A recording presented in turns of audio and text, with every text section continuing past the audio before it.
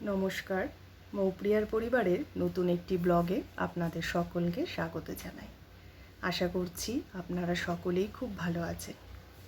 আজ আমাদের বাড়ি ফেরার পালা।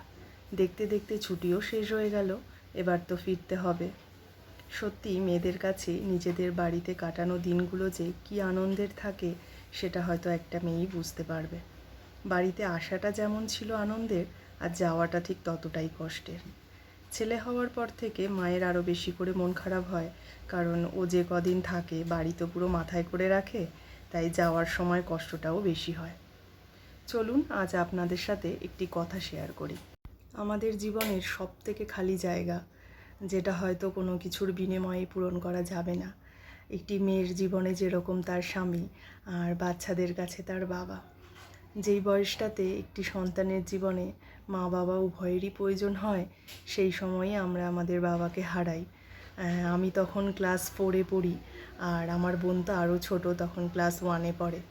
আমার প্রায় সবটাই মনে আছে, তার আদর, ভালোবাসা, আর সবথেকে বড় কথা, তিনি ছিলেন একজন অত্যন্ত ভালো মনের মানুষ। আর এটাই হয়তো প্রকৃতির নিয়ম, যে ভালো মানুষেরা বেশি দিন থাকে না। আমার মাই আমাদেরকে মানুষ করেছেন, আর যেই মানুষটার কথা প্রথমেই একদিন বলেছিলাম, তিনি হলেন আমার ঠাকুমা। এই মানুষটার অবদান আমার জীবনে অনেকখানি। দিদা, দাদু, মামা, মামিরা, আমার জেঠু, জেঠিমা সকলেই পাশে ছিলেন আমাদের। কিন্তু ওই যে বললাম যে মা বাবার ভালোবাসা পৃথিবীর সব ভালোবাসার থেকেই কিন্তু একদমই আলাদা হয়। আর বিয়ের পরে একজন স্বামীর ভালোবাসা, সেটাও কিন্তু একটি মেয়ের জীবনে অনেকখানি প্রয়োজন। একটি মেয়েকে কিন্তু গায়ের জোরে কখনোই আটকে রাখা যায় না। মেয়েরা কি চায়? একটু সম্মান, একটু ভালোবাসা। সেরকম কিন্তু একটি ছেলের ক্ষেত্রেও, একটি ছেলেকেও কিন্তু তার যথাযথ সম্মান এবং ভালোবাসা দিতে হবে। তাকে কিন্তু কখনোই নিজের সমস্ত শখ আহ্লাদের চাহিদা মেটানোর জন্য কিন্তু ফোর্স করা যাবে না। স্বামীর ইনকাম অনুযায়ী যদি একটি মেয়ে নিজেকে মানিয়ে নিতে পারে, তাহলে সে সবথেকে সুখী মানুষ হতে পারবে, এটা আমার বিশ্বাস। কিছু ভুল বলে থাকলে ছোট বোন মনে করে ক্ষমা করে দেবেন। এই যে দেখুন, মার তো এখন থেকেই মন খারাপ শুরু হয়ে গেছে, কারণ ওর মানে সব থেকে বেশি মিস করে আমার ছেলেকে।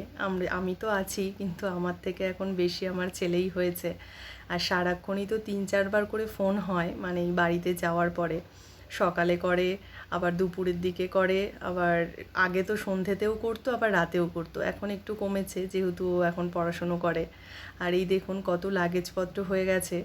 আসার সময় যা নিয়ে এসেছি, যাওয়ার সময় কিন্তু 1-2টো বেশি হয়ে গেছে। আসার দিন মাসি, মামিরা সবাই কিছু না কিছু তাদের বাড়ির ক্ষেতের কিছু না কিছু জিনিস পাঠিয়ে দেয় আমার হাতে করে, তাই মানে ব্যাগ একটু বেশি হয়ে যায়। আর এই যে বোনও রেডি হচ্ছে, কারণ ও যাবে আমাদেরকে ছাড়তে। আগের দিন যে মাসির বাড়িতে গেছিলাম, যেখানে আদা গাছের ভিডিও করেছিলাম, ওই মাসি তো আমার জন্য মানে আচার, পাঁপড় এগুলো পুরো রেডি করে রাখে। কারণ বছরে যখন সে নিজের জন্য সবার জন্য বানায়, তখন আমার জন্য মনে করে রেখে দেয় যে আমি কবে যাব আর আমাকে সেগুলো দেবে। তো এগুলো কিন্তু একটা অনেক বড় পাওয়া, যেটা হয়তো অনেক টাকা পয়সা বা মূল্যবান মানে জিনিস দিয়েও কিন্তু এগুলোর কখনোই কিন্তু পূরণ করা যাবে না। তো এই ভালোবাসাগুলো এখানে আসলে মানে মিস করি আমি, যে না তাহলেও একটা জিনিস ভালো লাগে, যে বছরে একবার গেলে সমস্ত কিছু কিন্তু জমা হয়ে থাকে আমার জন্য। আর এখন তো হয়েছে আমার ছেলে, এই দেখুন গুঞ্জা দিদিভাই, ওর সঙ্গে যেন ওর খেলাই শেষ হচ্ছে না আজকে। আর এই গাড়িতে একটু আমাদের এবারে একটু সমস্যা হলো, কারণ আগের দিন গাড়ি ঠিক করে রাখা ছিল, কিন্তু যাই ভাইকে বলেছিলাম, ও আবার সকালে ফোন করে বলছে যেতে পারবে না। মানে কিছু একটা হয়তো সমস্যা হয়েছে, যার কারণে এই জন্য আমাদের এবারে একটু অসুবিধে। কারণ আসা যাওয়ার সময় তো লাগেজপত্র বেশি হয়, তারপরে আমাদের সঙ্গে ভাইরা যায় আমাদের ছাড়তে, বোন যায়। তো বোন তো গাড়ি নিয়েই যাবে, স্কুটিতে করে যাবে, কিন্তু সেই তুলনায় এবারে একটু ছোট হয়ে গেছে, মানে একটা টোটোতে হচ্ছে না।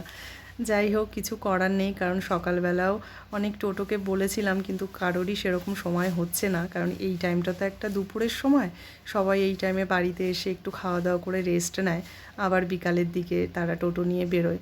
কিন্তু আর কি করা যাবে, যাই হোক একটু চেপে চেপে সবাই মিলে বসেছি। এই দেখুন ঠাকুমাও আমাদের সাথে যাবে, ঠাকুমাকে জেঠুর বাড়িতে নামিয়ে দেবো, তারপরেই আমরা বেরাবো। এই রাস্তাগুলো দেখতে দেখতে যখন আসি তখন এত ভালো লাগে, আবার যাওয়ার সময় সেরকমই আবার মনটাও খারাপ হয়।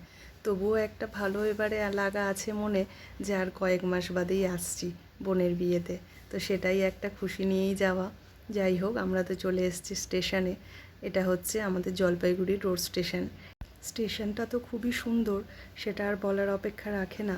তার থেকেও বেশি ভালো যে এখানকার ছবিগুলো আঁকা, মানে এত ভালোভাবে ছবিগুলো আঁকা যে আর দেখলেই আপনার গায়ে যেন কাঁটা দিয়ে উঠবে। প্রত্যেকটা ছবি দেখুন কীরকমভাবে এঁকেছে, এত সুন্দর নিখুঁত হাতের কাজ, যে মানে প্রচুর সচেতনামূলক মানে এখানে ছবিগুলো আঁকা। আর তার সঙ্গে এত সুন্দর কালারগুলো করেছে যে দেখলেই যেন গায়ে কাঁটা দিয়ে উঠছে। আর প্রচুর পরিষ্কার চারিদিকটা দেখুন, পুরো স্টেশন জুড়ে যেন পরিষ্কার, কোথাও একটুও নোংরা ফেলা নেই। আর এই যে পাপান তার মাসির সঙ্গে দাঁড়িয়ে এবারে যতটুকু ছবি তোলার সব তুলে নিচ্ছে। আর আমরা স্টেশনের বাইরেটা মানে ভেতরটাতেই বসে রয়েছি, কারণ ট্রেন আসতে এখনও কিছুক্ষণ দেরি আছে। আর আমরা একটু তাড়াতাড়িই চলে আসি, কারণ দূরের রাস্তা যেহেতু একটু তাড়াতাড়ি আসাই ভালো, তাই সবাই মিলে বসে আছি। আর এই যে দেখুন আমার ছেলে মামার ঘাড়ে উঠে বসে আছে। বাবা, ওর যেন এই তো ছিল ওর ছোটোবেলা থেকে ওর সঙ্গে সারাক্ষণ খেলা। এখন তো মামা বড় হয়েছে, মামার পড়াশুনো নিয়ে ব্যস্ত, এবারে সেরকমভাবে মামাকে পায়ও নি। যাই হোক, দেখতে দেখতে আমাদের ট্রেনও চলে এসছে, আমরা যাচ্ছি উত্তরবঙ্গ এক্সপ্রেসে। তো আজকের ভিডিওটি তাহলে এখানেই শেষ করছি। সকলে ভালো থাকবেন, পরিবারের সকলকে খুব ভালো রাখবেন।